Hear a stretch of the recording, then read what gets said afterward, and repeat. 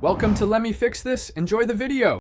In this video, I will explain how to convert thermometer readings from Celsius to Fahrenheit. We'll cover the straightforward formula and walk through an example together. This guide will help you quickly understand and apply the conversion, whether for cooking, weather, or medical purposes. It's a useful skill to have for various situations. The core of converting Celsius to Fahrenheit is a simple formula. You take your Celsius temperature, multiply it by 1.8, and then add 32. For example, if you have 20 degrees Celsius, you'd first multiply 20 by 1.8.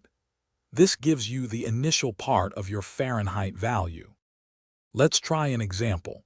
Imagine your thermometer reads 25 degrees Celsius. First, multiply 25 by 1.8. That gives you 45. Now, take that 45 and add 32 to it. Your final answer is 77 degrees Fahrenheit.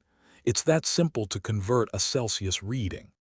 For quick conversions, many digital thermometers offer a button to switch between Celsius and Fahrenheit. If you're on the go, smartphone apps or a quick online search can provide instant conversions. Knowing that 0 degrees Celsius is 32 degrees Fahrenheit is a great reference point. These tools make temperature conversion effortless. Thanks for watching. If you found this helpful, don't forget to like and subscribe.